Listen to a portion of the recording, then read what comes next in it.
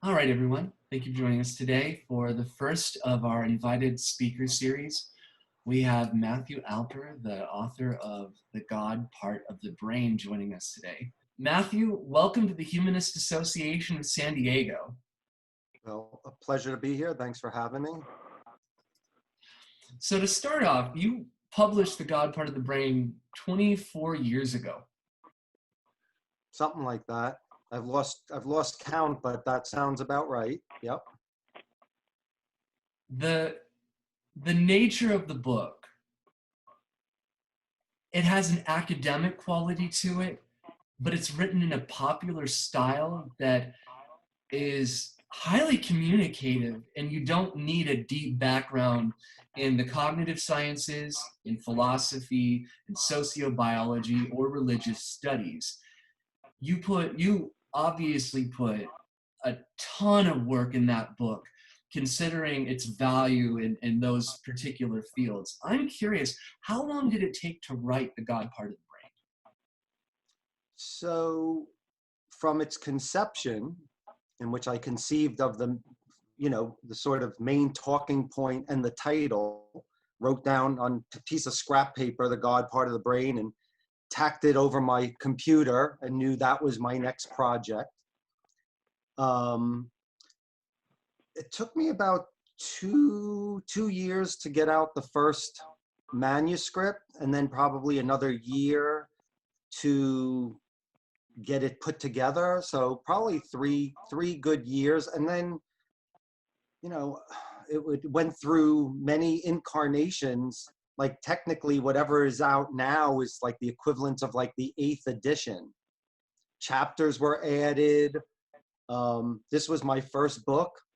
Admittedly, they're the first edition, second, third, fourth editions had typos. It was like, it was an ongoing work in progress. That said, I've been working on the book since I was a child, as you read about in Icarus of Brooklyn, which is sort of a prequel to God, part of a memoir about why I wrote the book in the first place. But I've been studying a lot of science and philosophy my whole life. I mean, at least since I was a teenager, with the goal of, can any of the sciences resolve the problem of God? Of, is there a spiritual reality or not? Is there transcendence in the universe, or is this a strictly physical place? So once I came up with the core concept, all of the science that I had been researching for years kind of all came together. And suddenly this puzzle that was just a bunch of broken up pieces, all of a sudden, like the whole picture came together at once. A lot of those pieces are the various sciences that I use to frame the argument and put it together. So like I said, it's something I was working on for decades, but the actual writing, when I first came up with the idea, took about 3 years of writing. One question that I have with this, most of us here are deeply interested in religion, secularism, and the question of why people believe in God. But you want that extra step. You want that extra step to dig deeper. What do you think it was that compelled you to go that much further to write the book? Well, if I'm going to answer honestly, probably fear of death. Not that I've been walking around as this like shaky, neurotic person my whole life, but when I was a child, maybe 4 or 5, and first conceived of mortality, realized that everyone I love is going to die, including myself, and this terrorizing notion of eternal nothingness sort of, put the fear in me. And I was curious, is there, as I got older, people were talking about God and heaven and different things. And it was like, all right, so basically there's 2 essential philosophies being, expressed, which is there's a spiritual realm and there isn't a spiritual realm. And it's either one or the other. Nobody seems to have any definitive conclusions to prove one, their approach one way or the other. So having studied a lot of science and philosophy and studied world religions and tinkered with drugs and world religions and I decided that if anything was going to give me any conclusive answers, it would be one of the sciences. You know, I think it's also one of the sort of main points of secular humanism is that, you know, it's like to a certain extent, you know, an alternate term for secular humanists could be scientist. You know, it's almost the secular humanist movement is like a social science to a certain extent, try to find the science of morality, of all of these issues that we approach, as opposed to like, what would God say? We've thrown the God, what would God say book out the window. We're looking towards science, the social sciences, to give us our guidance and our morality and our vision. So I deemed that it was, if anything was going to resolve the problem of spirituality and God, it was going to be one of the sciences. So I put myself on a quest to study as much science as humanly possible, from physics on up or down, however one looks at it, and came up empty-handed and spent many years just sort of like, oh, well, people have been warning me for years that it's an unanswerable, you know, so I should have realized this would be the case. But, you know, I was very dogged. I was like, if there's one thing I can do in this lifetime, I'd like to get to the bottom of that.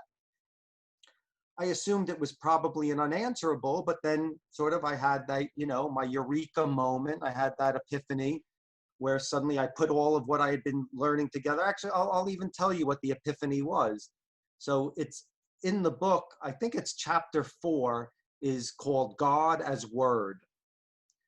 And actually, since I have the book right here, I'll offer a visual for those who haven't seen it. That's the God part of the brain. I think I'm obligated by my publisher to hold that up for at least a second. Anyway, I think it's chapter 4, God is Word. And I was like in my 20s at the time, and I was working in Germany for a German film company that I had sold a screenplay to. I kind of bought a book on a whim how to write a screenplay. I wrote a dystopic science fiction script, sold it to this German company, ended up living there. I was contemplating continuing to live there to work as a screenwriter. And before I said yes to them, I said, you know, I kind of, you know, lamented the fact that like, I'm about to embrace a material life. I'm gonna have a job, I'm gonna make money. You know, I've got to put all those philosophical things behind me. That's, you know, that's for children. It's time to become an adult, take on a job. And I kind of felt like I'd given up my life dream, which was ultimately, I still want to get to the bottom of that question. Is there a spiritual reality?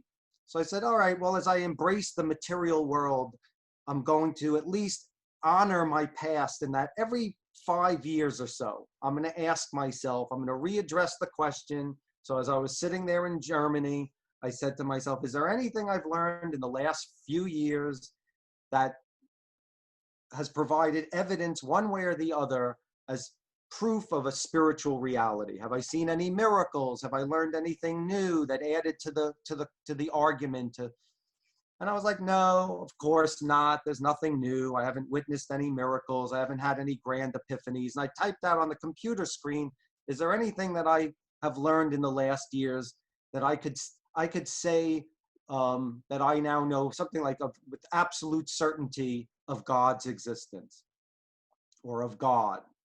And I was like, no, of course not. Nothing. I haven't learned anything. I felt, well, just at least I asked the question. And then the light bulb went off. I said, okay, this is interesting. Not the direction I was expecting, but holy crap, there's actually something I can say with absolute certainty of God. It's sitting on the computer in front of me. I just typed out this sentence and it was like, God is a word. I'm looking at the word God. So I was like, all right, again, this is a strange place, but this is the first thing that has occurred to me that I can say with certainty of God. And then I was like, okay, so, you know, I can read it in Braille, I can touch it. If someone says it, I can hear it. So, okay, quick, what does science say about words? Well, it's a human contrivance. It's a manifestation from parts of the brain we've evolved that give us this linguistic capacity. So it's a neural function. It's something that's coming from human brains. Moreover, it's it's not an anomalous word. It's a universal word. There's some version of the word spirit in every culture. So then I was like, okay, what does science say about universal behavioral patterns? And immediately turned to sociobiology. Said, according to the norms of sociobiology, if there's a behavior that's universal to a species, it must mean that there's a genetic component, that it's an instinct. So it's not an accident that all cats meow or dogs bark or beavers build dams or humans have language. It's because there are parts of the brain that generate this intelligence. And with the help of neuroscience, for instance, in the case of language, we know of the Wernicke's area, the Broca's area, the angular gyrus, parts of the brain responsible for generating our linguistic intelligence. If you damage one of those parts, it will inflict there'll be a direct consequence to your capacity to either communicate or comprehend language. So I applied that principle to the fact that every human culture, no matter how isolated, it seems has believed in some form of a transcendental reality, suggesting that this is an inherited instinct, that there must be parts of the brain that are generating these experiences that humans continue to have that compel us to believe in some form of a transcendental reality. So basically, that we're hardwired. It's an instinct. So from there, sort of my next leap was like, all right, well, things don't just spring into biological existence for no reason. It must serve a function. If I'm suggesting that this is some evolutionary adaptation, then why? So that was the next question that I kind of looked into. And there things get a little speculative and perhaps philosophical, but what occurred to me was, so I made a list of all the things that make humans unique from the other species. Like, why would we have this? So, for instance, language, musicality, enhanced mathematical capacities, certain emotional capacities that other animals don't have. But what stood out to me the most as sort of the trait that makes us more unique than others, I felt, was the human capacity for self-conscious awareness. And I write a lot in the God part of the brain about self-conscious awareness and what it represents to us. And basically I go into how essentially what self-conscious awareness did is it's the sole function, more or less, that made us the advanced species that we've become. This has given us the ability to basically transform the planet with technologies, because as a result of self-conscious awareness, humans became the first animal to basically, for instance, let's say another ice age comes, the temperature drops 100 degrees. Every other species on Earth is going to have to sit back passively and dumb and wait for however many generations it takes for natural selection to run its course so that that animal will have a thicker coat of fur, for instance, like in the case of a woolly mammoth. Humans, within an hour, can say, I'm cold, and we can do something about it. So as a result of self-conscious awareness, we possess the capacity for self-modification. We can basically now manipulate our physical environment to suit any environment. So if it gets cold, we'll sew ourselves a coat. If we look up in the sky and say, wow, the ability to fly looks like it would really provide us with an advantage, we build ourselves wings. So essentially what I write is that humans, as a result of self-conscious awareness, we've transcended the process of natural selection. We don't sit back passively and wait as we enter new terrain for environmental pressures to change us. We change the environment, or we change ourselves. So it's kind of a cool notion that basically as a result of this trait, humans, for the first time in evolution, have transcended evolution. So We are no longer, so, people will say, well, what about like in the future? Don't you think humans will have giant brains, giant heads to house their giant brains like you see in all the science fiction movies? And, I'm like, yeah, they're called computers. We're not going to evolve a bigger cranium, so anyway, but to get back to the book, so Well, there's the one dr- question. There's one question that I have sure. with that, Okay, because sure. you're going into the concept of a sense of self and perspective taking, and there's one other aspect about the development of religion in human beings as opposed to other animals that I think is an interesting concept, because you when you wrote it, ethology was developing as a study, and Hmm. since then we've seen that there's a handful of animals. I don't remember you bringing up these particular neurons, these spindle cells,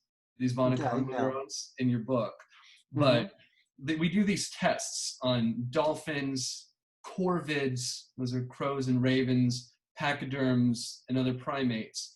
And what we can determine by certain tests with these creatures, um, ones that are quite similar to us, more so, like bonobos, for example, we notice that they also know themselves, and they know other creatures. The most prominent test is where they take like Vaseline and grease paint, and within the visual field of these animals, they will paint an X on one side of the profile and an X on the other. So it's the same feel, the same temperature, same smell. And when the animals see themselves in the mirror, they instantly start admiring or trying to alter the grease paint. And then we also see with bonobos, for example, I think at Emory University is where the study of this happens. We see researchers placing an object just outside of their reach in the enclosure. And we see the bonobo looking at the human subject in this, and the bonobo subject, the human researcher, trying to grasp at that particular object, and the bonobo comes over, picks it up, and then hands it to the researcher to be helpful. We see dolphins being helpful to human beings, saving us from sharks, for example. We see Sure. collaboration with other species. We see Right. that we can make chimps laugh. And I don't know if chimps, I don't know if elephants, I don't know if dolphins have religion, but one aspect in your book that you brought up that I think was particularly interesting, and there's another thing I want to get into a little bit later about what's called religious marketplace theory in religious studies. But the idea that human beings not only saw the sense of space being extensive and expanding out in different directions, almost being infinite, and the idea of time being infinite. And considering that we may not see dolphins or chimps expressing a religion, I mean, we might, for example, elephant graveyards, for example, dolphins having language, maybe musicality. Could you address that particular aspect of human beings looking at and having the sense of time in this? Sure. Well, I actually I write a lot about that in the God part of the brain. I write about our that part of all of this evolution had to do with our sense of time and space. And essentially, as a mathematical creature with this capacity for mathematical awareness, by the fact that humans can understand the notion that 1 + 1 is 2, and we can we can perpetually add 1 to that model, that basically time and space are infinite. And as Blaise Pascal, the French philosopher, said, the finite is annihilated by the infinite.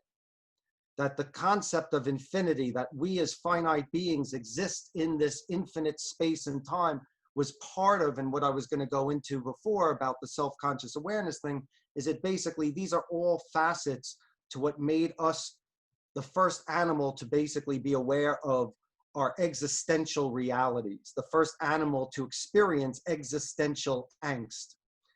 And so what I was going into earlier when I was talking about self-conscious awareness, and if we want to talk about which species might have it, which won't, yes, there's all sorts of studies. Well, it was a very telling one. I forget what it was called. It was chimps. They put them in a cage with a mirror on one side. For apparently the first 3 to 5 days, the chimp will act antagonistically towards its own reflection. By the 6th or 7th day, the chimp will recognize that it's its reflection to that within like 7 to 10 days, there was evidence of chimps using the mirror as a tool, for instance, to pick things out from between their teeth. So yes, there are incipient versions, but because none of those animals have the capacity, the digits, for instance, I mean, a dolphin with self-conscious awareness, they might have social awareness, because most mammals are social organisms. But for a dolphin to know, like, oh yes, I'm Lisa and that's Jill, like I'm different from her. I have my own personality, my own identity. You know, I like turtles, she likes tortoises. You know, it wouldn't really make sense because the capacity to interact with their environments is so limited. They can't make a technology. They don't have the digits to build anything. They can't transform their environment in any way. But with humans, this capacity, with this ability for self-modification, we have modified our environment, that we've covered the earth and then covered it with technologies. The drawback, however, what I believe was, in that process, humans became the first creature aware of its own mortality, understanding that one day, you know, as I watch someone get buried in the ground, that's going to be me one day. All life is wired to either fight or flee a source of endangerment. Those are the two mechanics by which life responds in recognition of something that could cause death, any type of threat. Suddenly humans come into the picture and we know there's nothing to fight and there's nowhere to run or hide. You cannot, it doesn't matter how big a fortress we build for ourselves, there's nowhere to run. Death is inevitable. Humans suddenly aware that, like, checkmate, game over. And we become the first animal to possess existential anxiety and anguish. And I believe that the toll that anguish took on our species was probably so overwhelming that it forged the selection of parts of our brain that basically became these religious functions, what I'm referring to informally as the God part of the brain, these parts of the brain that compel us to believe that there's some other version of reality, some spirit that exists in every culture, essentially to give us the sense that even though we know that the physical body will perish, that there's this other component, this spirit that transcends our physical natures and will live forever.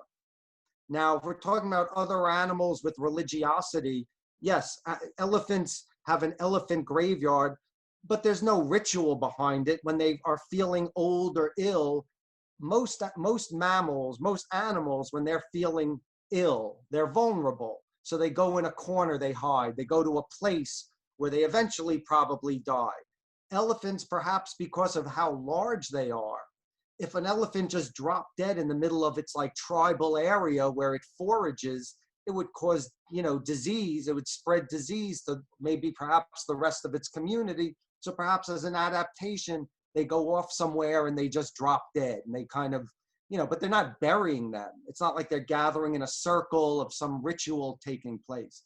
The only other animal, from my understanding, that has shown any implications that it might have believed in some form of a spiritual realm were the Neanderthal, where they found Neanderthal burial sites, where they found that Neanderthals buried their dead with relics, with trinkets, possessions that were probably owned by that person, pieces of jewelry, their tool, suggesting that they're sending them to the next realm, perhaps, with these artifacts that might help them in a future life.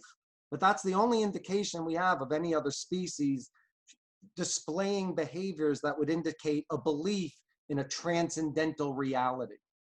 So I believe as a result of self-conscious awareness, humans became this animal that was now plagued by the horrific fear of inevitable death.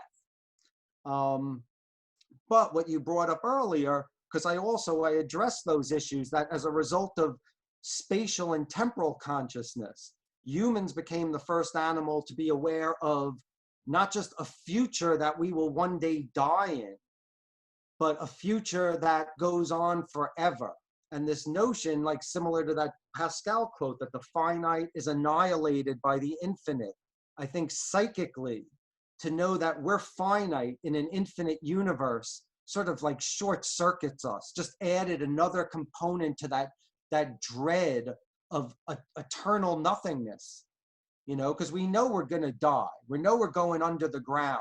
But what happens for all eternity after we're gone? That's a long time. So I think it was a combination of these different components of cognition that humans possess that forced the selection.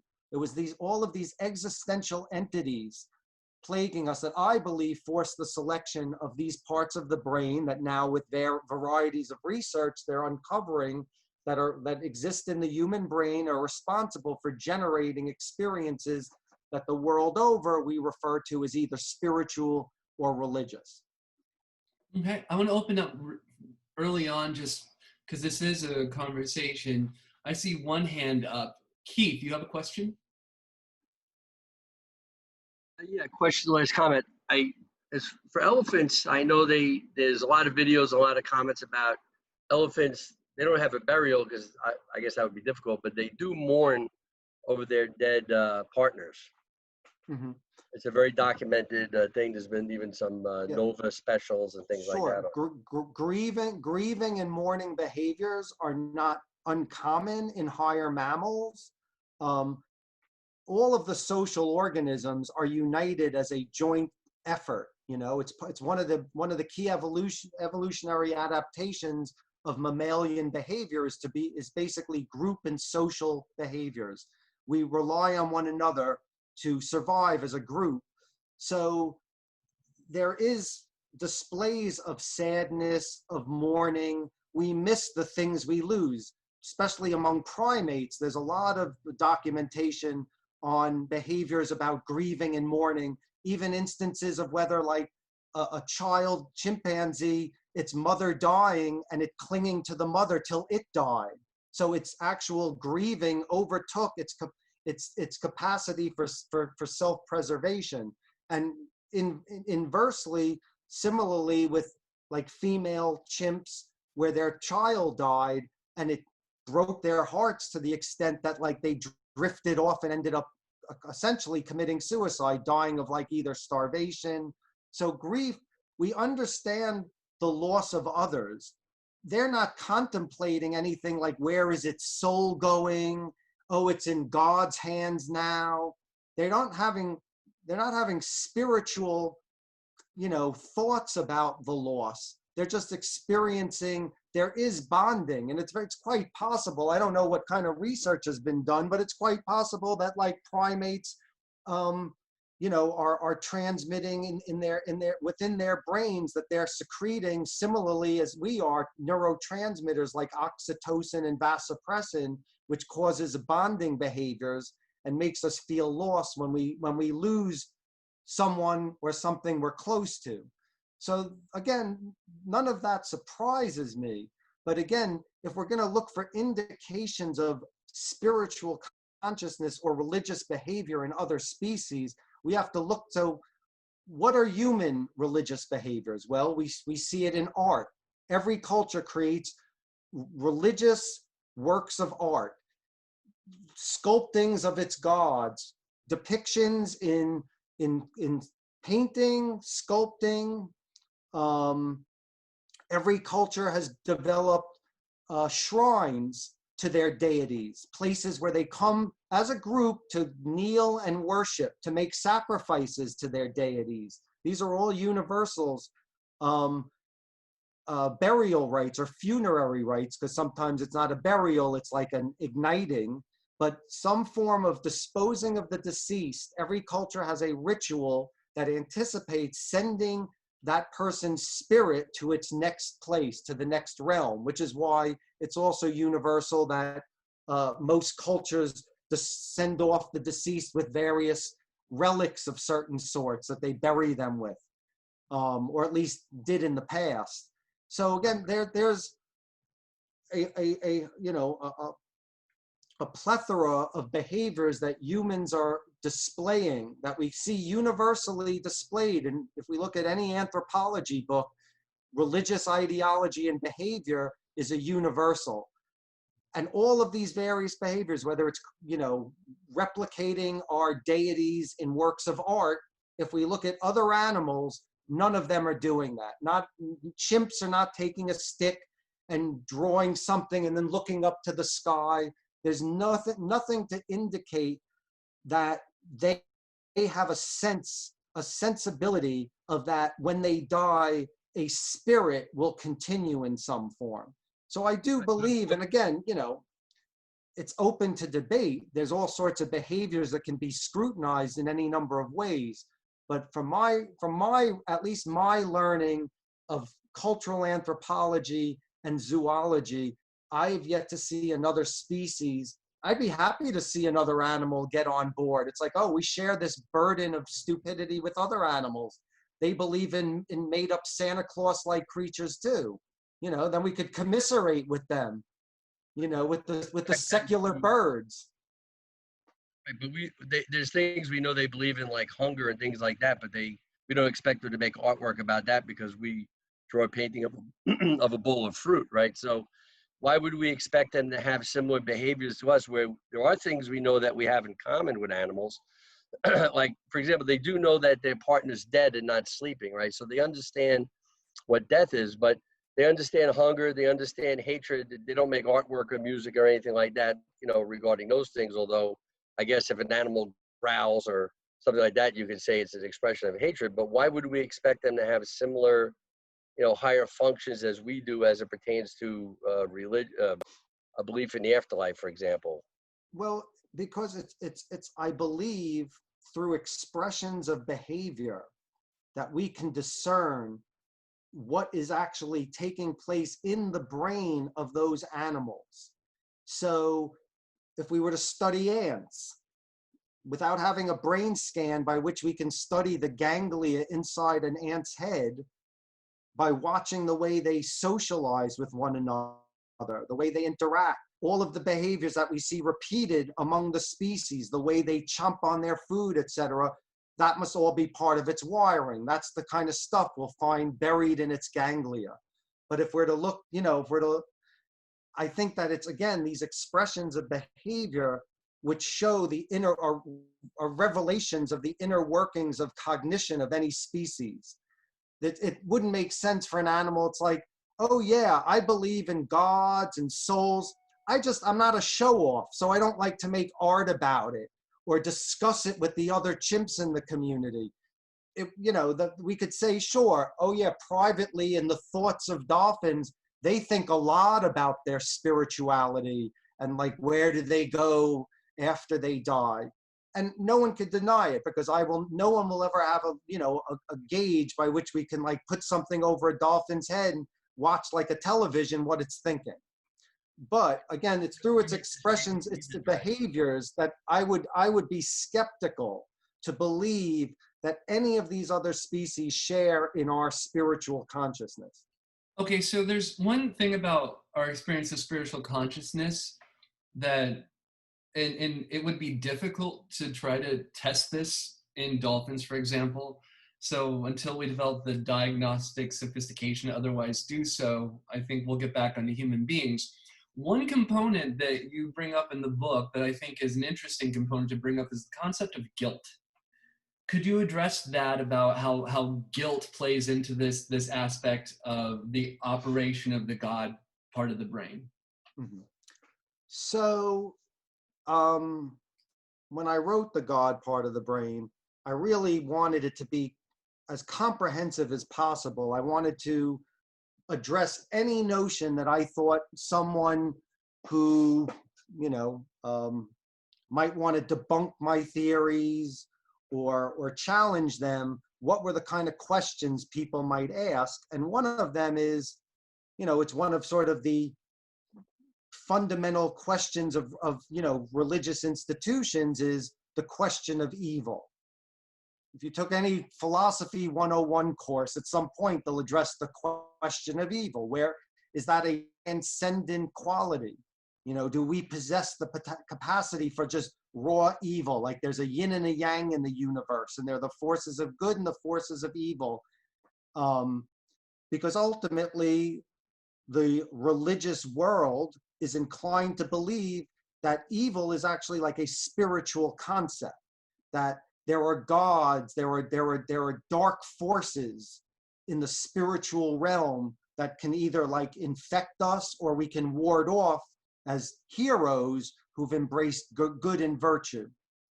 So I figured if people are going to ask, well, what about the question of evil? Where does evil come from? How do you explain whoever, any of the evil people, you know, that are presently running our government, for instance?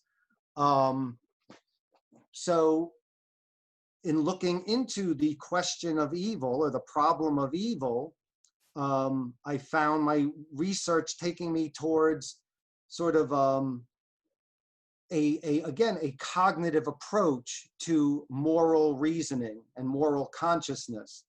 And that chapter is called The Guilt and Morality Function. So I write like, well, where does morality come from? Is it divine? Did God touch us and infuse us with the spark of goodness, the capacity to understand the world like angels, you know, from a goodly way? Or is there something else going on? And then and a lot of that chapter addresses going back to the notion of humans as a social organism and this understanding of the way we're wired. And there's a guy, Antonio Damasio, who's written a lot about sort of the neuroscience of moral reasoning and moral consciousness. You know, he goes back to anything from looking at the case of like Phineas Gage. I don't know if you're familiar, but in the early 1900s, the guy that there was like he was working on the railroad and an explosion caused like a rod to go through his skull. I think they still have his skull in like the Smithsonian or something. And essentially, they finally removed it and the guy survived, but his behavior changed. And there was reported that he went from this man who was this upstanding, virtuous, responsible family man to a sociopath. He became a gambling addict, unfaithful to his wife, beating his children. And it was the first time that they looked at the connection between parts of the brain and morality. And since that time, they've done a lot of research and they're finding that, yes, that basically, you know, moral reasoning is a quality of human cognition.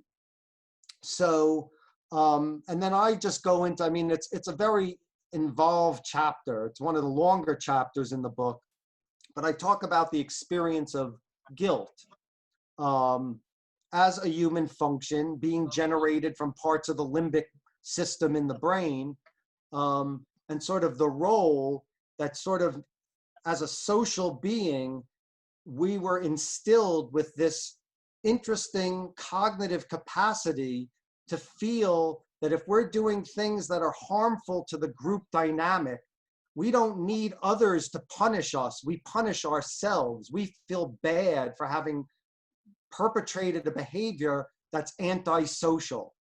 So things like stealing. I could steal from my neighbor and it's like, hey, great, nobody caught me. But we have this internal mechanism that makes us say, oh, now I feel bad about this. You know, so part of what I write about when I talk about the guilt function is a lot of it is just about how, as a social organism, having evolved this variety of cognition of the way we perceive reality, that it basically was nature's way of providing us with an internal policing mechanism by which we gauge our own behavior. And it kind of steadies us towards behaviors that are more cooperative with the group as opposed to sociopathic, working towards destroying the group. And as humans, we're constantly having to battle for self-preservation versus group preservation. You know, we have this ongoing dynamic where we want to do things that are good for us because ultimately we have to survive as an individual. But there's a balancing act where if we also don't have altruistic behaviors, you know, instilled in us enough to keep the group afloat, then again, you know, what did Benjamin Franklin say? Like united we stand, divided we hang kind of thing.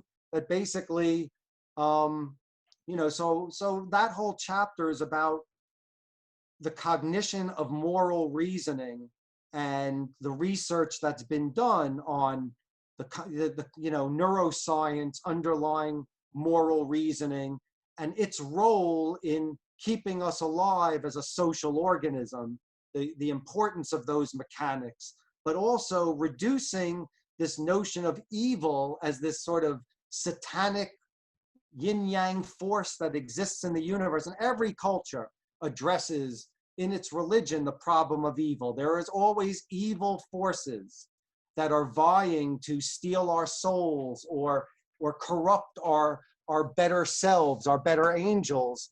But it's attributed to forces of evil, to spiritual forces. So again, I was just seeking to deconstruct something that people have a tendency to look at through a spiritual lens and reduce it to its neurophysiological origins. So basically that we are just this biological creature prone to these behaviors, bereft of any God or spirits that are compelling any of our thoughts or behaviors. Okay, so as you've gone through this process, there's one thing that I thought was interesting in your story out of both books that I want to bring up, because there's a couple of funny anecdotes relating to this, and I apologize if I mute you now. I'll unmute people later. In, I think it was chapter 1 or 2, it was chapter 2, you said, the fact that my conscious self, my allegedly immortal soul, was susceptible to the effects of chemical, physical substances convinced you that human consciousness must be a physical entity governed by strictly physical processes. Science had saved my life. I was indebted to it. God hadn't saved me. If we're talking about philosophy, that's quite Hobbesian. Hobbes got rid of the concept of hell because Hobbes said, if we're mechanical creatures, which was part of what happened with the advent of the Enlightenment, seeing human beings as working members of not just being part spiritual beings, but purely physical beings, how can we experience the pain of hellfire if the way that we feel pain is gone? Well, you brought up the aspect of chemical substances. In the past, you had done a few psychedelics. A couple questions on that. What? Me? Never. From Icarus of Brooklyn, there was a couple anecdotes that you mentioned that just cracked me up. They related to each other about how you had learned American Sign Language while taking a blotter acid placebo. Right. Well, you kind of, that got a little jumbled, but basically what you're referring to is a story about the first time me and my friend David at the time, when we were like 17 and we were in search of LSD because we wanted to see if we would transcend to the other side. And we went to Greenwich Village and this guy came up and most of the people were selling weed. And we're like, no, is there anyone here who's got like LSD or psychedelics? And they pointed us to this guy who basically sold us these little blotter cards that were LSD hits. And he sold us 2, like $5 each. And we had them in the plastic bag. And we took them in Washington Square Park. And, 4 hours later, we were just like, this isn't doing shit. Like, I think we just ate freaking paper or something. There were two symbols on the blotter hits. One was peace, and I think the other was like a thumbs up, maybe. I forget what it was. One was peace, and I forget what the other was at the moment. But it was like, hey, do you want to do, good luck or peace? Maybe it was like this, like A-OK, or so it was like, one of us did peace, one of us did A-OK. And then on the ride home that very night, as it was like 1 a.m, and we're taking the subway home, and this woman comes on the train. This used to be something that would happen on the subways. Someone would come in, they wouldn't be talking, and they would go through the whole car and they would hand out everyone a card. And it would say like, forgive me for this inconvenience, but I am a deaf mute trying to make a living however I can. If you make a contribution, you can keep this card. Otherwise, please return it. So she gives you like a minute to look at the card, and then she came back and collected them, or you gave her $1. And we flipped it over, and basically the card was a little map, you know, a card that had ASL on it, the alphabet in sign language. And literally it was like, holy shit, that's your hit of acid. You know, one was peace and one was whatever letter was, like the letter V and the letter W or something. And we realized we just ingested a deaf mute card. So that's what you were thinking of. Yeah. Yes, that's one of the stories in Icarus. So how much do you think your experience with psychedelics contributed to your exploration of philosophy, of science, the deeper question of existence? And then also, do you recommend the use of psychedelics to aid in that search? Okay, so at the time, I had not resolved the problem, so I was still a seeker. I was taking the drugs. I mean, you know, there was the recreational factor. Granted, it was a lot of fun to trip, you know, and I had fun friends to trip with. But there was also sort of that other, you know, goal, which was, you know, plus I want to see if like Carlos Castaneda and Jim Morrison and Hendrix and all these other dudes know what they're talking about when they say these are portals to the other side. So I wanted to get to the other side. So, you know, it was part experimentation, part recreation. Now that I am convinced that there's an entire science to explain why humans have spiritual consciousness, and it's not because there's a God, it's because it's an evolutionary adaptation. I don't suggest anyone using any substance to try to resolve their spiritual path, because to me, there is no spiritual path. Anyone who's looking for spirit is basically on a fool's errand. They're not going to find, they might find it in their minds. They might believe they found whatever God they're searching for, or whatever inner God they were searching for. But as someone who is now a secular atheist and don't believe those spiritual beings exist, I would not advise someone take any substance as part of their spiritual quest. I would say read a book like The God Part of the Brain if you're looking to resolve that problem. But drugs won't do it. They'll just give you an interesting experience, hopefully for better or worse. So how much did it play a role in my own personal quest? It was part of the quest. I was doing psychedelics, and then coming out of the experiences saying like, you know what, that was cool, that was fun, that was interesting, and that was unique. But I don't believe it was anything other than an altered state of consciousness as a result of my chemistry being manipulated, as opposed to, again, I transcended to some other realm.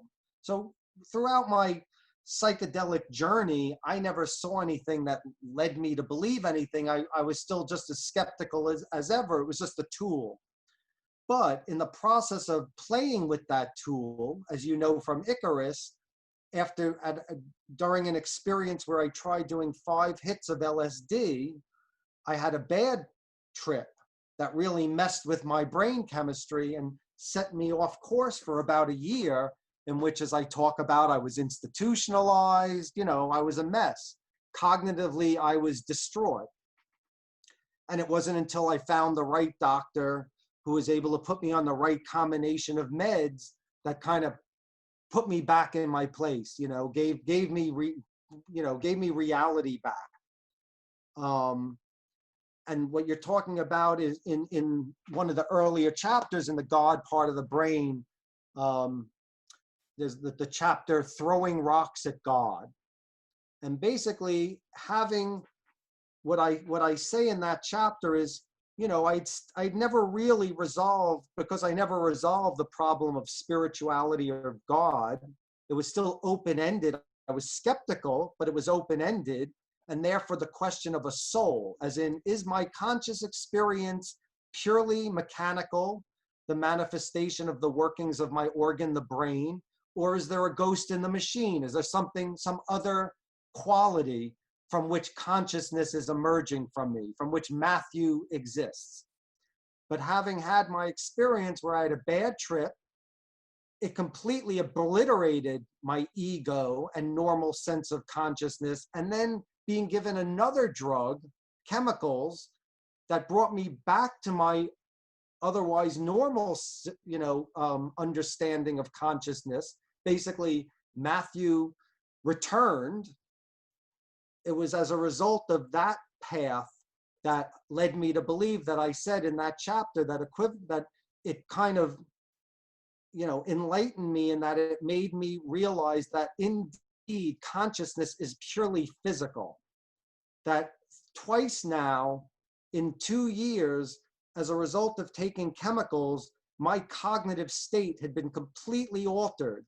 And whereas people talk about, your immortal soul, like, oh, you'll die, but you'll still be Matthew floating around in some other existence, I saw Matthew disappear and come back as a result of chemistry. So I wrote in that chapter, it was like kind of one of the springboards for this theory of a God part of the brain, where I say from that moment on, I realized that to believe that chemistry could offset one's soul, that physical atoms could somehow tamper with my soul, would be the equivalence of believing that one can throw rocks at God. And that was the basically the premise of that chapter, where from a personal experience, I came to believe that consciousness is purely physiological. It's a manifestation of my organ, the brain. There's no ghost in the machine. There's nothing else at work here. We're dealing with chemicals, with neurochemistry. And again, having sort of now had the benefit of science to help explain the workings of consciousness, I now went off thinking, all right, well, if science can explain consciousness and can sort of debunk the soul, then I have a feeling that somewhere buried in one of those sciences, or a combination of them, is a solution to the greater problem of spirituality and God. So that's what you're referring to. It's I think one of the first chapters of the God part of the brain, Throwing Rocks at God, where I just talk about the first part of the God part of the brain, which I call theories evolution, is a little autobiographical. I'm talking about like the steps in my philosophical and scientific search for knowledge of God. And then the second part of the book I call Intro to Biotheology, in which Matthew, disappear, and it becomes more of a nonfiction, just science, philosophy, all of the research done, the neuro research supporting an argument to suggest that all of our concepts of spirit, God, magical thinking, etc., are manifestations of the workings of the brain. And Okay, so in that regard, I'm sorry, go on. I was going to say, we have a question from Jennifer. Okay. Yeah. Can you hear me now? Yes. Sorry about that. So Matthew, thank you. Why do you think you came to the conclusion that God was neurochemistry when other people, having done the same drugs, solidified their beliefs in God? Right. So again, the premise of the God part of the brain is that just like for music or certain emotions or, various parts of our cognition, linguistic cognition, humans are hardwired to believe in gods, in spirits, in some version of magical thinking. It comes in many forms, but it's an inherent trait. It's like a lens planted in our brain through which we transform all information so that we have this built-in sense that there's a spiritual reality. And it's a coping mechanism to make us feel better and help us survive our unique existential anxiety that we live with on a daily basis. So because of that, most people are going to filter all experience, whether the experience of seeing nature at work, a sunrise, or an acid trip, or whatever they're experiencing, it's going to pass through their God part of the brain. They're going to have a spiritual interpretation of their reality, because that's the nature of humanity, to see the world that way. For myself, I wasn't prone to that spiritual lens. I was more of a skeptic who had put my faith in science. Now, it's funny because it's not to say, I mean, there are probably remnants of those inclinations even in myself, because I remember, like, for instance, when I did have my bad trip and spent a year really distraught, every now and then I would have these thoughts of like just embrace Jesus. And I could almost feel like this sense of like this comfort flooding in, like it'll all be better when I do that, if I were to do that. Or any God, any just some entity, like the part of my brain that was seeking the comfort of religious conversion. When you're so debilitated, you're so paralyzed by some trauma. And there's a chapter in my book on religious conversion and all of the science behind it, how they've done studies that like 85% of people who undergo religious conversions, this drastic transformation of personality from a secular mindset to a purely religious mindset. That basically those are people who've suffered some version of trauma in their childhood, the vast majority, some type of psychological, physical, or sexual abuse. And I think the brain, as we're especially, most religious conversions take place between ages like 15 and 21. We're going through that formative stage. We're about to become full-blown adults, and the responsibility of our existences falls on us, no longer our parents. And for the healthy-minded person, we move on and we go on with life. But people who are so broken by their childhood, the brain just breaks, flips a switch, and suddenly their whole operating system is based on some religion. They either join a cult or a religion, which is really just a glorified cult, or some type of group by which it gives them a sense of meaning and purpose, and they're completely devoted to it. So again, for all these reasons, because humans are wired to perceive reality with a spiritual lens, I believe that the vast majority of people from every culture, were they to do a psychedelic drug, will interpret their experience from a spiritual perspective. So the only difference was I was a skeptic. I was using my own brain as a guinea pig, dropping acid, and then like journaling, what was that experience? Did I transcend, or, did I just have an altered state of consciousness? Because that's what happens when you add chemistry to the cauldron called your brain. Thank you. So we have a couple comments. I don't actually have a question. I have a comment, and I've already shared what my belief is as a result of my studies. And my studies were in psychology rather than in spirituality. And there is something called equilibrium. And equilibrium is something that is vastly ignored for political reasons, I might say, that I'm not going to get into. But what it means is that from the day we wake up from the moment we wake up to the moment we go to sleep, we try to balance the chemistry and the electric impulses between the two hemispheres of the brain. And this is not something that is commonly discussed, which is why I don't see it here. It's not familiar to everybody. But if you study psychology, and I don't know if anybody here did, then I hope that it would sound familiar to you. So the two sides of the brain do have two different functions, and they so to speaking two different languages, and they consistently pass information from one side to the other through a tunnel that goes between them, like electric wiring that goes between them. But they don't care. The two parts of the hemisphere don't care. One doesn't care what the other one is doing. They just need to know. For example, and this is going to be radical example, one side of the brain say, I am going to murder somebody, and it passes that information to the other side. The other side doesn't care. It just I'm sorry, wants, can I ask that? it just Sure. wants to know. So basically, what happens is that the two sides only want to know what the other side is doing in order to create a balance.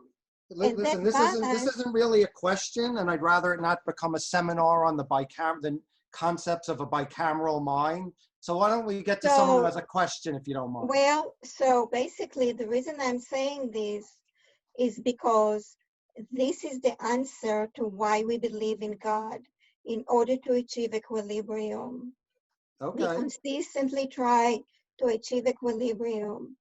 When one side of the brain doesn't understand what the other side is doing, it's looking for answers. Right. Okay. Thank you, Ronica. So now I And want to turn. Well, thank you. So I want to turn this over to Keith. Keith had a question about how how having an aspect of spirituality and a God construct leads to us having a greater chance of survival.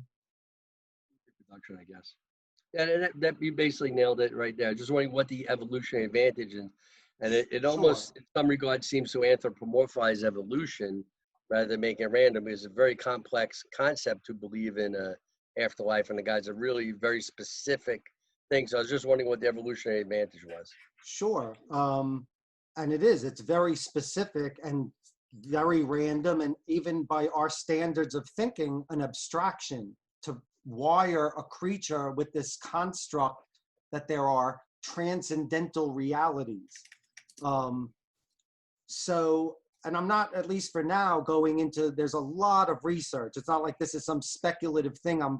You can now, there's a science, a discipline of science referred to as neurotheology, and you can actually major in it at universities like Columbia, which is the underlying neuroscience of spiritual belief, etc.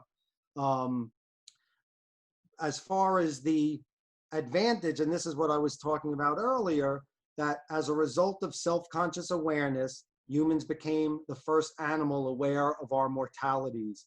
And I believe that nature instilled this very, again, abstract notion. I refer to it as nature's white lie, that in a creature that was so debilitated by this awareness of inevitable death, by the imminence of our own deaths, that basically, again, all life is wired to either flee or fight the source of a threat. And humans come into the picture where there's nothing to fight and there's nowhere to run. So where it's like checkmate, we're kind of stuck.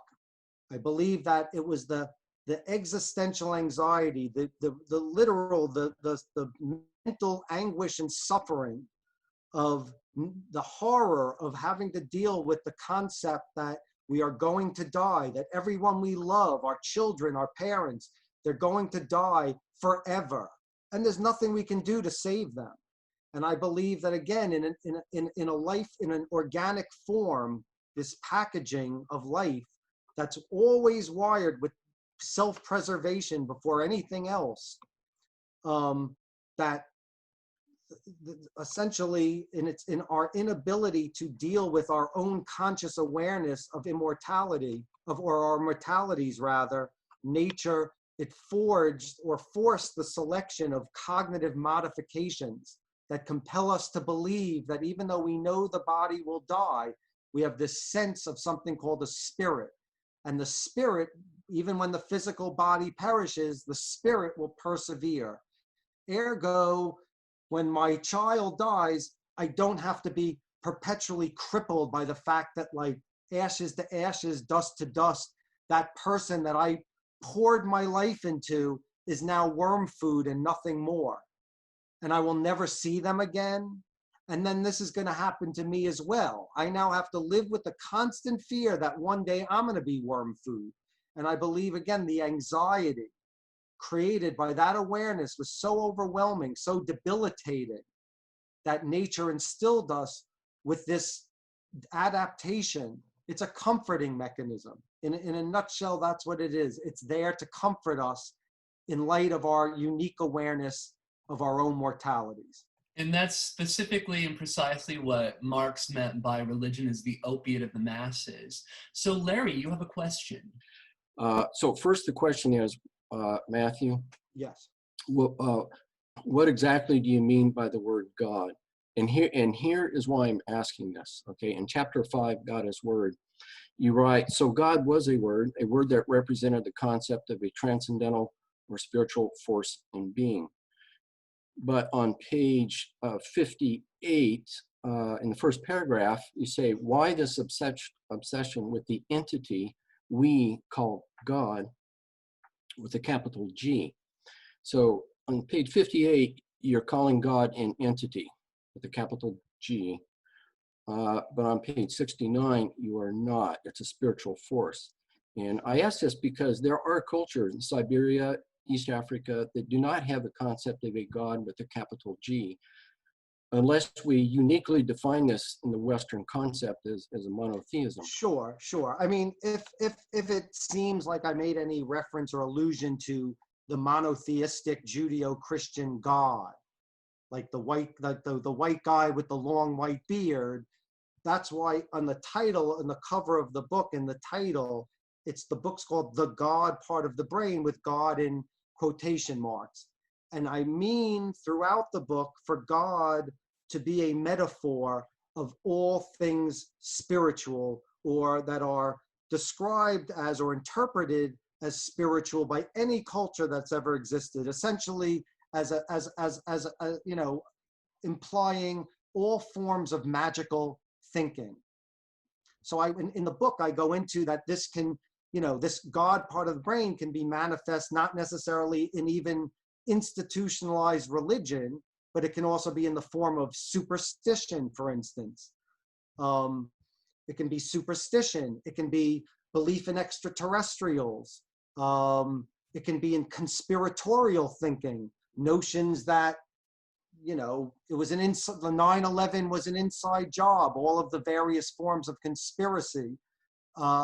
Essentially, again, a label to indicate forms of magical thinking. And yes, there are plenty of religions that not only didn't believe in a god, but even gods. There were animistic cultures that you're referring to that believed in just like forces, like the force of nature in the tree or in the sky, etc., in the earth.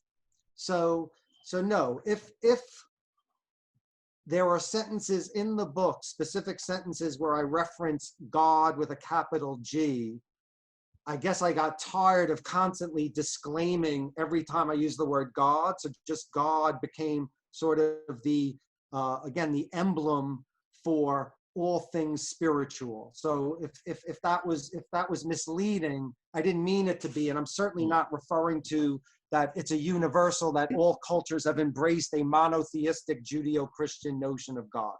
Good, okay, thank you. This is kind of an offshoot question, getting back to your discussion about animals. I'm a vegetarian, vegan, and for many reasons, and one of them being for ethical, humane treatment of animals. So I couldn't help but wonder, drawing that conclusion about animals, does that then negate that standard that I hold myself to in treating animals if they don't have a conscious awareness of life and death? Just wondering your observation on that.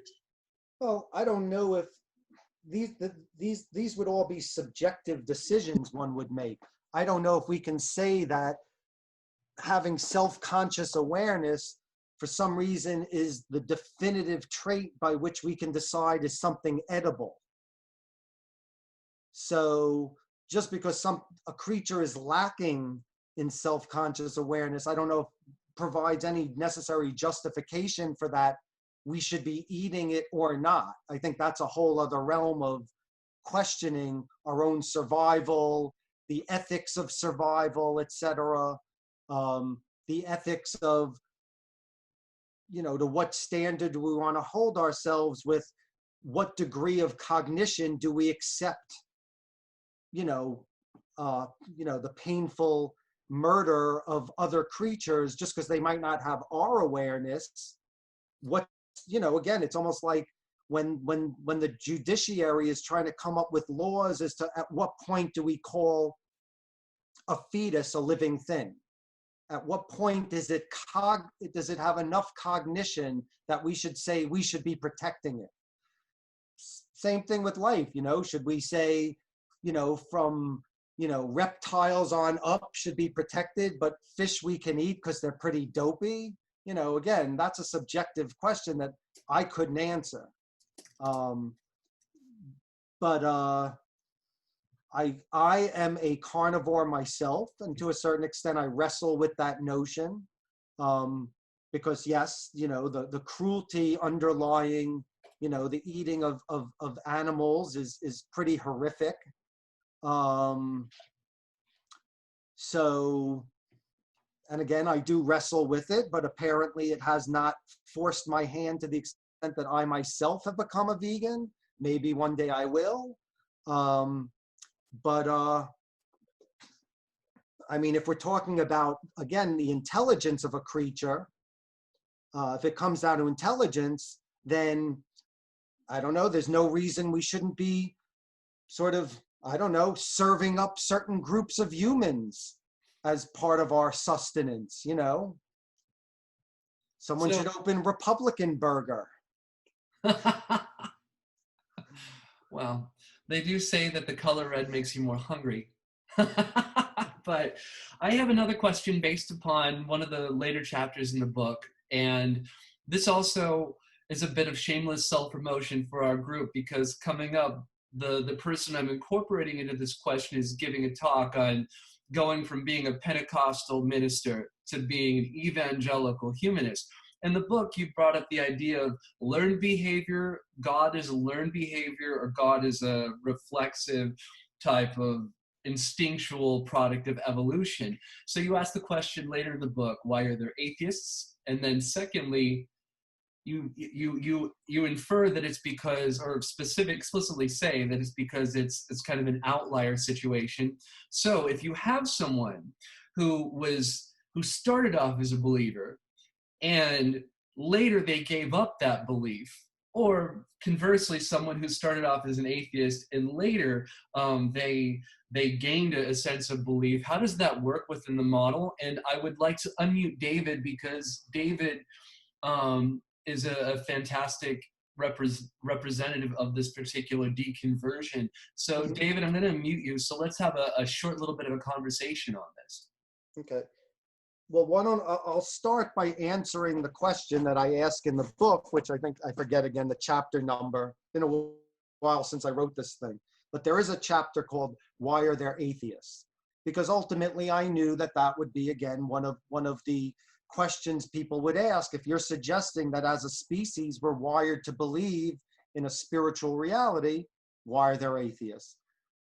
So as I looked at various behaviors, instinctual behaviors, I found that, so essentially this is just deals with the laws of genetics, or Darwinian genetics, that basically for any trait we were going to investigate, we would find that we fall into a bell curve. So if we were going to take, let's say, the trait of height amongst any population of humans, any given 1,000 human beings, we would find that they will fall into a bell curve, that basically there will be the bulge of the bell curve. The majority of that given group will be of what we would call average height. And on the tapering extremes, there'll be some people who are excessively short and excessively tall.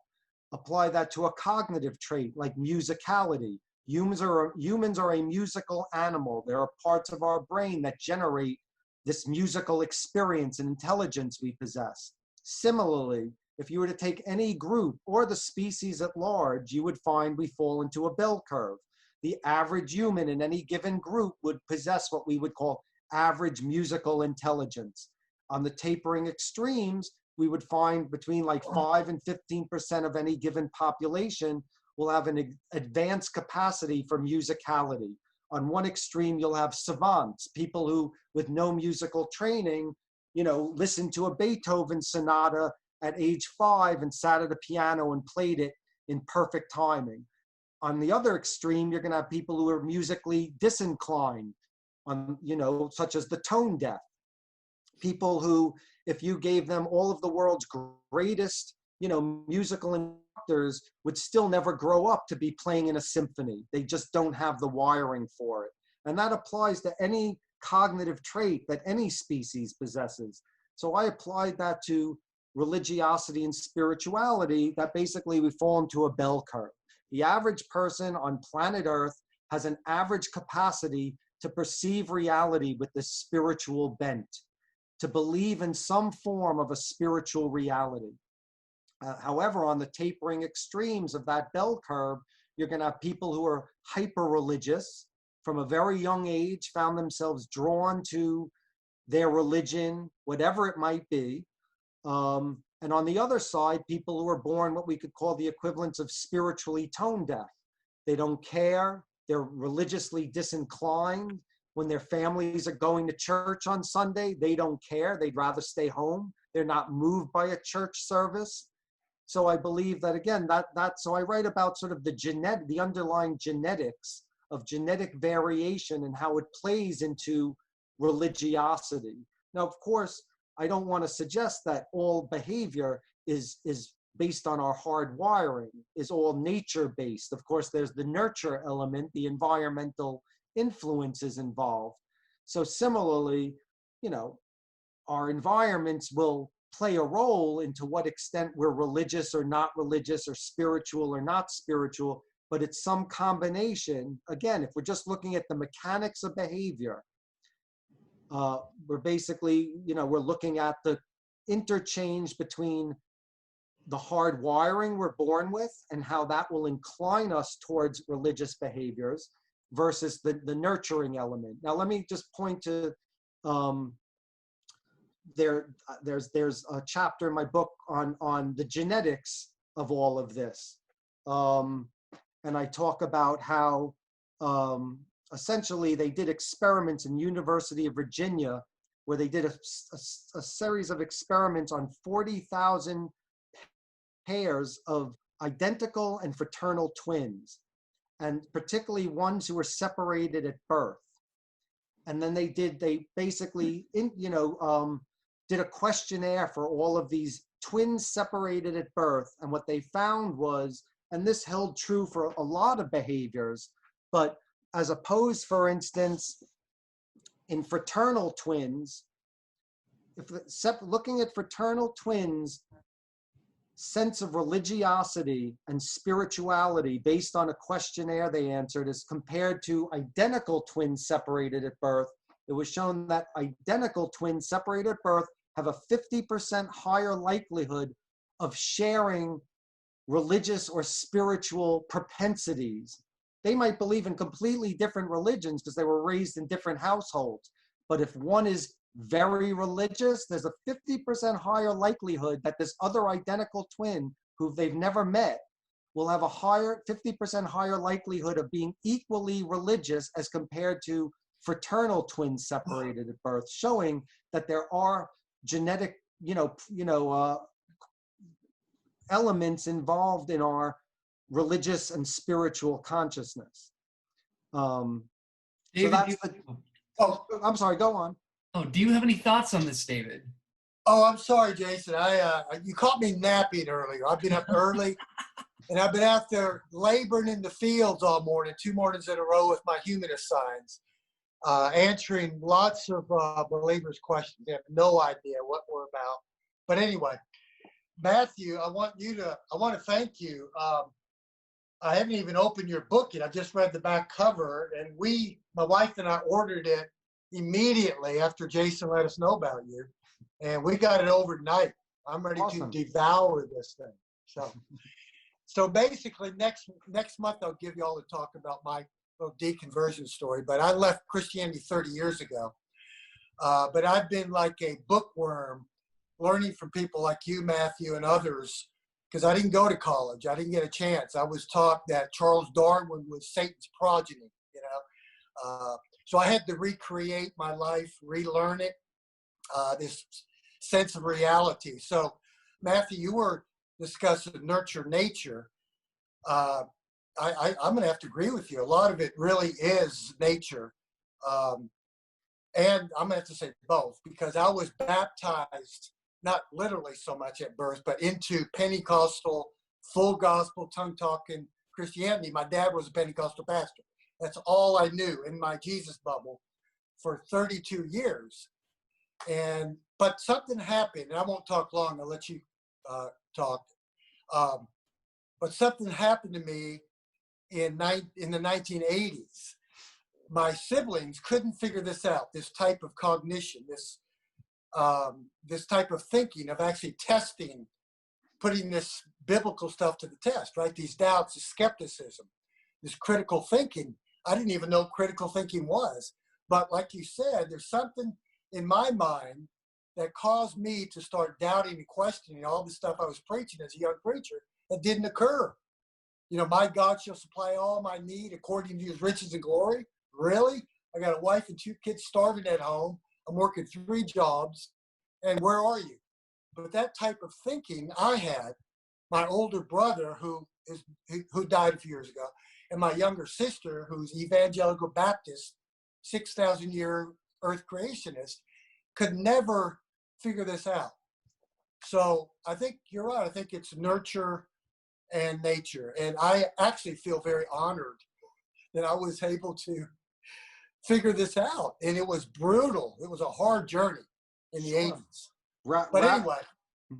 The capacity for rational thought is to a certain extent a gift, you know, and not everyone's born with that.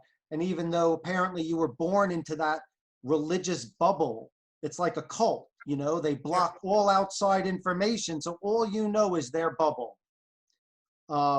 You know, it's kind of like the Fox News bubble. That's all these people know. That's why they actually think they have a good president.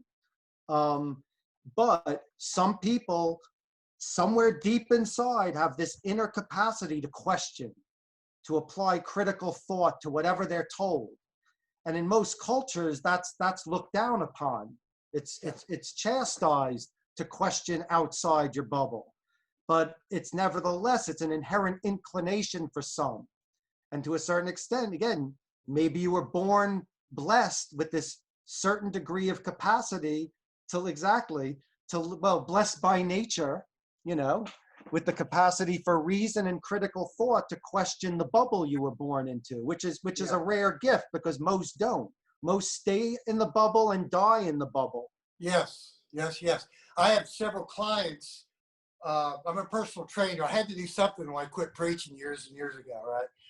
And I go into people's homes, and I do have very conservative, confirmation bias bubble type Christians, and they're Donald Trump people. So I've gone into their home, and I've had to be forced out of my bubble many times.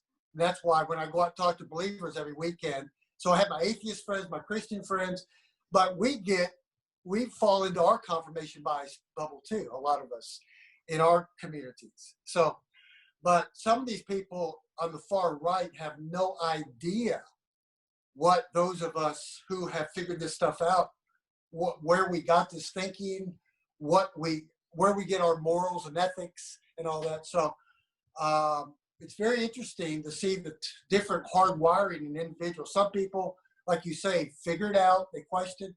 Other people, you can hit it with everything you have, it just bounces right off. You know, they don't have that type of thing.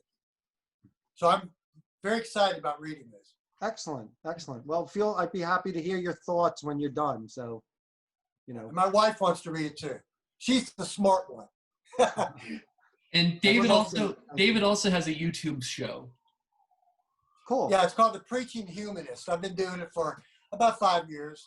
And I do public speaking. I'm kind of like a motivational speaker to try to get the secular humanist groups out there to promote and advance this beautiful worldview that replaces that. So honestly, that's what we need more of. We need preaching humanists, people like Jason and others, really, to make this the new religion by which all of us are a species share. There's no tribes.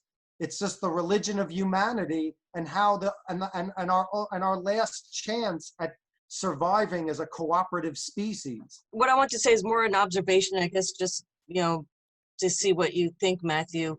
I mean, your key point was that we found religion as a way to deal with our fear of mortality. But I posed the comment earlier that it was also a way to explain the unexplainable. So it's kind of an antiquated way of thinking, because most everything that early humans couldn't explain have now been explained. So I think we just haven't figured out a way to let go of that. So just curious what your thoughts or anybody else's thoughts are. How can we progress from that antiquated way of, we need to say it was God who caused the thunder, or was God who caused this? We've understood that. You did mention science. So just want to put that out there for discussion. Sure. Well, from my perspective, again, what you're referring to is more like the sort of the sociological explanation of why we believe in gods, which is like, you know, humans looked out to the sky and had questions that couldn't be answered. So they, you know, projected them onto these entities. What I'm suggesting differently in the God part of the brain is not that it's not a sociological reality. It's a biological one, that prior to us even asking those questions, nature infused in our brains parts that compel us to believe in these various spiritual entities. And then as a result, these entities also become sort of the answer to all of the unexplained. So we're compelled to believe in gods, then lightning strikes, and lo and behold, well, now it all makes sense. It's the gods. And apparently the need to believe, again, is so strong. See, that's the problem. We're fighting against a biological impulse. It's almost like telling a whole society, stop being sexual. We're all going to be celibate for the next 10 years. You're going to, you know, it's trying to suppress an instinct. Okay, and we have a question from Larry. Yes. Yeah, Matthew. Mm-hmm. So your book came out in 2006, titled "The God Part of the Brain." Right. Well, the book came out in 1998. Okay. The version you have might be 2006. Yeah, 2006 and 2008. It shows. And in there, under prior to the table of contents, there's a section called "Praise for the God Part of the Brain." And there's a psychiatrist there, the most famous psychiatrist in America. Well, that's what the Washington Post called him. Yeah. And Dr. there's a quote there. There's a quote there from Torrey on your book: "An impressive compilation of data and ideas, both accurate and thoughtful," which is a pretty good endorsement. Since your book was published, Torrey came out with, if I can hold this up, with this book in 2017, "Evolving Brains, Emerging Gods, Early Humans and the Origins of Religion." And he discusses that maybe not a God part of the brain, but it's interconnected neural networks. Sure, with which is what areas. I say in the book too. I Yeah. don't refer to it as there's one specific spot. First of all, I talk about two instincts, religiosity versus spirituality, and both are generated from a combination of different parts of the brain. Yeah, okay. And in 20, I think it was 2013, this book came out, "Why We Believe in Gods, A Concise Guide to the Science of Faith," by Anderson Thompson. He's a medical doctor.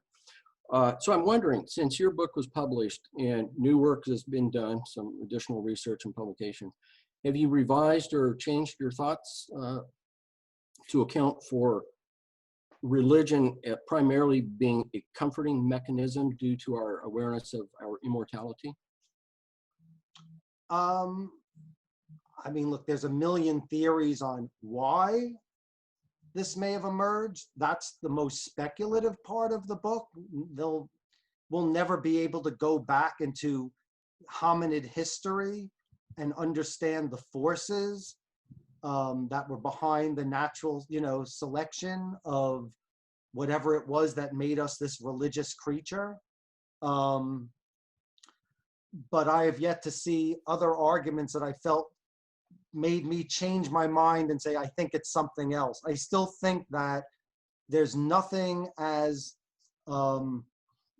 forceful as our awareness of death and the existential dread, that the resultant existential dread that came with it, that's compelled Mother Nature, natural selection, to forge these parts of the brain that compel us to have this thinking.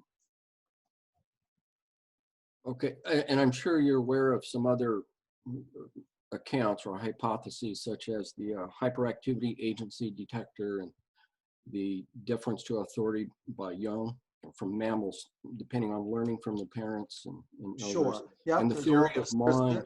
I've seen a lot of stuff like that, deference to authority, etc.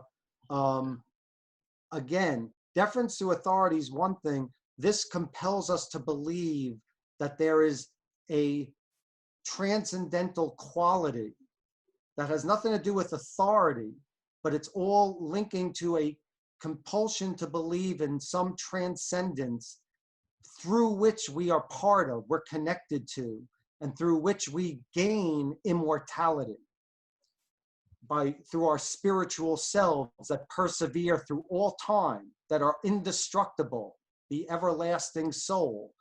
I believe that, again, it's that thought process that is behind the emergence of this trait more than all of the other pieces of the puzzle put together. Okay, so I find your work fascinating, but I also find you personally even possibly more fascinating. So one question that's off topic a bit, but I think is going to be a really interesting question. How did you smuggle a truck in Central Africa? That's for another show. Long story.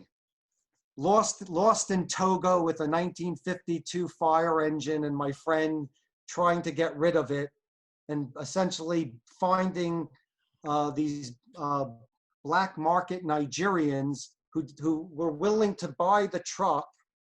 It's a very complex story, but interesting times. You kind of addressed on it meeting some more people like David and myself, but from where we're at, seeing that for a while, and keep in mind, the level of religiosity and secularism in the United States and the world seems to be in flux. It seems to ebb and flow. It seems to come and go.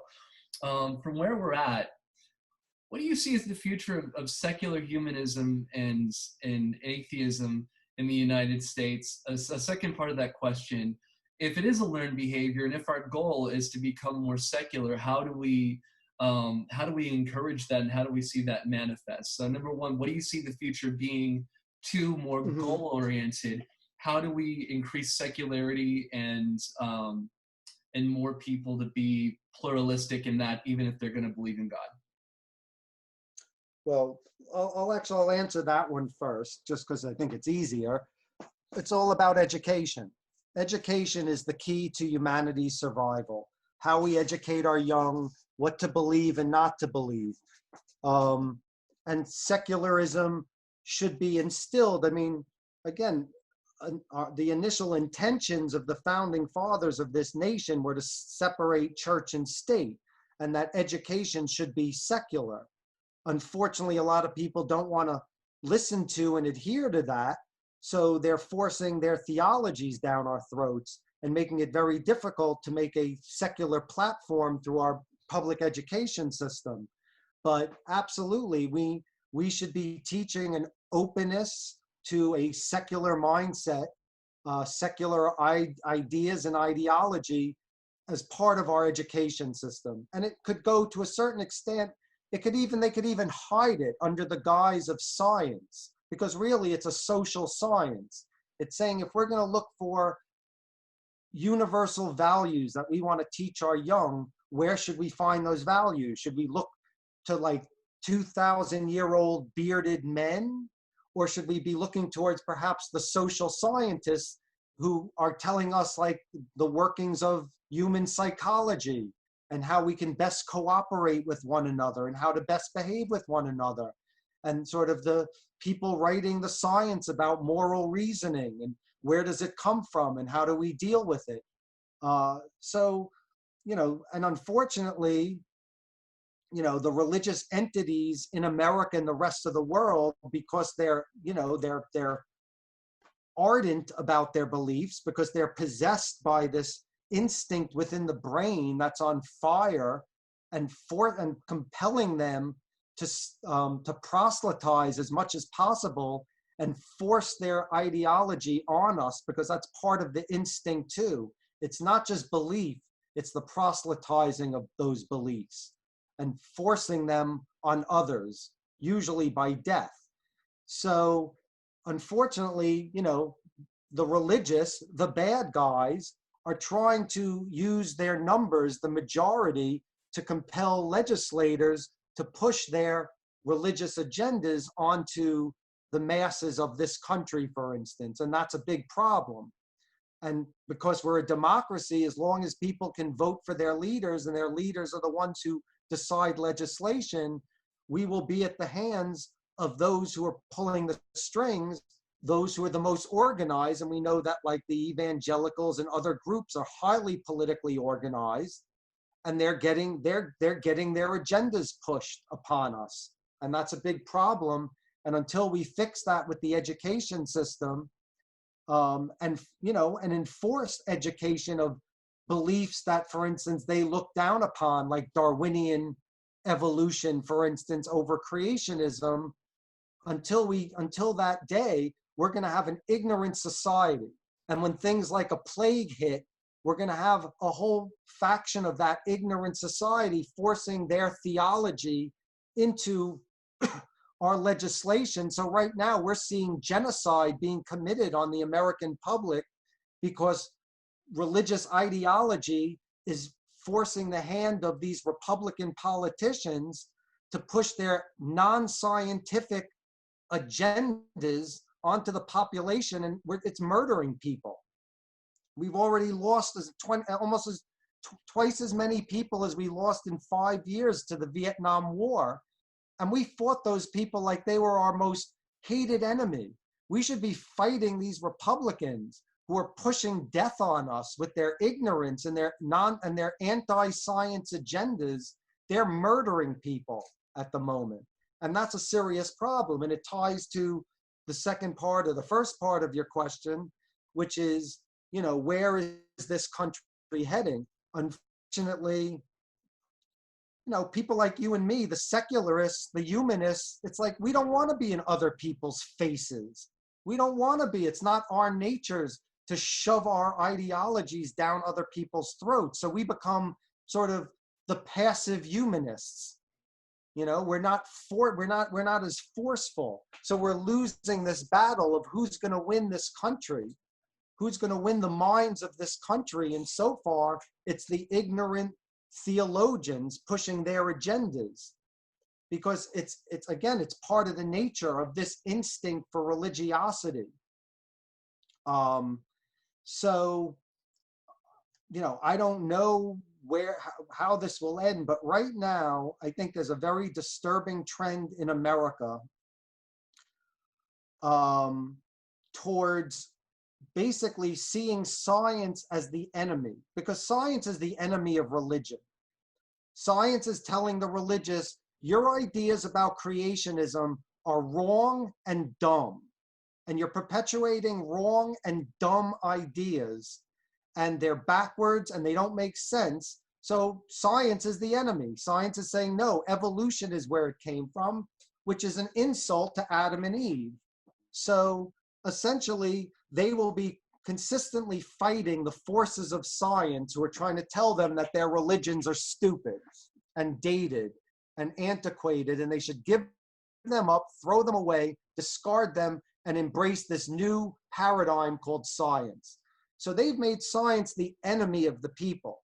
And there's a trend of sort of making science this entity, like, you know, anthropomorphizing it as this boogeyman that's looking to, you know, twist the minds of their children. And as a result, we're having this whole new move in media of conspiratorial thinking, of papers like Breitbart and Fox News and One America News Network and all this rise in these news organizations that are pushing this very twisted, ignorant agenda of anti-science coming in the form of religious thinking, which is tied to Republican thinking, which is tied to conspiratorial thinking. So notions of like that, masks kill more than COVID. All of these backwards ideologies, this notion of crisis actors, guns don't kill people. When you see dead people on the news, those are crisis actors. They're not even real people. Those are actors playing dead so that the Democrats can come up with a justification to steal your guns. That's what's winning the battle for the minds of America right now, is these backwards Christian, Republican, like conspiratorial, anti-vaxxer. They're like all part of one movement, and they're gaining momentum somehow. And now they have a president of the United States, the most powerful man on earth, is a spokesman for every form of ignorance we can imagine. So right now they have like the president as their spokesperson leading the way in conspiratorial thinking over science, over organized thinking, and over the compassion that goes into philosophies like humanism. So at the moment, as I see it, we're losing the war to our lesser instincts, which are being fueled by the God part of the brain, this propensity to have this need to believe. What percentage do you think of the country is actually, Christian believers where they actually either believe in Adam and Eve or anything else? I mean, from what I know, the number of people that actually believe that is very low. And where I live in New York also, all the schools in New York exclusively teach secularism. They don't teach any type of creation or anything like that. So I'm not sure. I think you guys have pretty much won that battle cold in the education system, at least in, maybe not in some of the southern states, but certainly in the colleges. And Down here. not in California? No, I'm in Texas. Oh, you're in Texas? No, you haven't won in Texas. Certainly not. Well, that's what I'm talking about. Until we have a joint secular curriculum for the entire nation, we're going to be a nation torn by opposing ideologies. The same type of thing that led to the first Civil War is about to lead us into the next one. Yes, just a comment and a question. Since Plato, Greek philosophy was destroyed prior to Socrates and Plato, the idea of the soul and the afterlife and stuff, there was no savior God. And Plato promoted the idea of the soul, the transmigration of the soul, like he got from the Egyptians into heaven. The Jews weren't expecting to go to heaven. Heaven was going to come to earth. But it's no accident that we believe. We've been propagandized since we could first write. Plato's Academy was in existence for 9 centuries to screw our minds up thinking about afterlife. The main purpose of wanting people to believe is during war, Plato said that a believer was the equal of 3 non-believers, because they would charge that hill. They would risk their lives thinking that they're going to die and awake to a paradise. So I'm a recovering ex-Catholic. I've come to the conclusion that it's possible that not one Catholic priest, cardinal, bishop, or pope has ever believed one word. Plato said we have to have a religious community to be successful in war. And as leaders, of course, we don't have to believe in what we tell them, but we have to be actors. We have to be the best actors. And of course, on stage was how most ideas were transmitted in the old days in theater and stuff. But Plato wanted complete control over everything written. He would even rewrite parts of Homer where it made the gods look ridiculous. So leaders have been promoting the idea of an afterlife, a soul and afterlife, for military purposes, and it's still going on to this day. increasingly now with our communications and stuff. But my question is, do you think that any Catholic clergy could possibly believe? When somebody tells me they believe, I automatically suspect they're either lying or they're ignorant. So do you think that the Catholic Church is run by people who believe in God, or people who want to satisfy the military needs? Well, I don't know if I necessarily think it's about military needs. At least for the clergy, it's about personal needs. What percentage of clergy from any religion believe what they're preaching? Who's to say? You know, I'm sure some of them do, though I'm sure a lot of them don't. A lot of them are just snake oil salesmen, people who realize that religion is a powerful force, and if you make promises to people, then you can get a big following. So I'm sure a lot of it is very corrupt, has been from the beginning of time, regardless of whether you go to the jungles of the Amazon or anywhere on planet Earth, that a certain degree of religious leaders have been hoaxsters. And yes, but it's because their followers, the majority of people. One more thing, I think the response from the Catholic Church from top to bottom, when over 1 out of 10 Catholic clergy have been convicted or accused of a sex crime, generally against children, and they have career-long child rape in their history throughout the church. I doubt if there's a single Catholic property that hasn't been a site of a rape of a child or a woman or a girl. But since none of them have any contrition, there's no remorse, you'd think they'd all be saying, Jesus, forgive me, to the laity, forgive us for our sins. There's not shit. They don't say a damn word. They're silent. That tells me they do not fear God. They do not fear hell. They are just a bunch of lying crooks.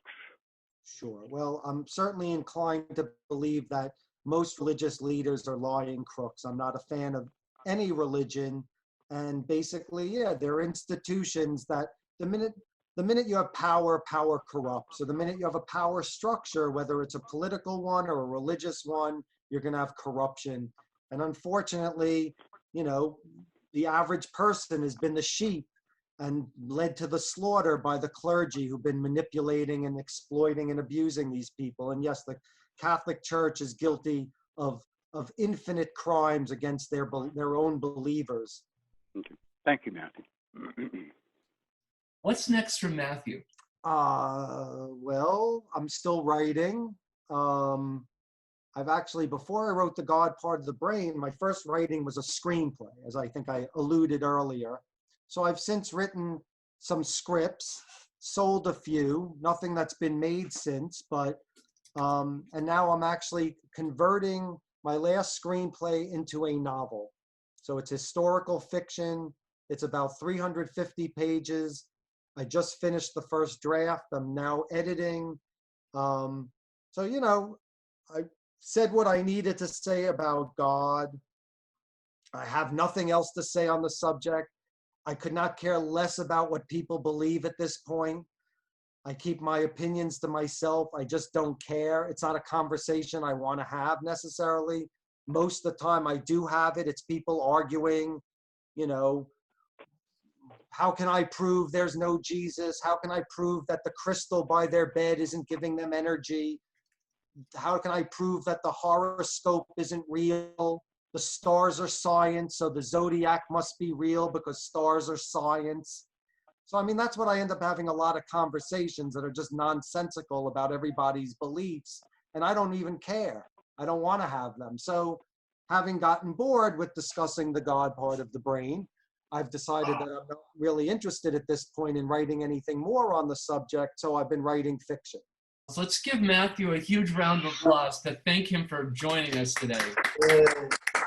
Bravo. Great job. Thank you. Thank you.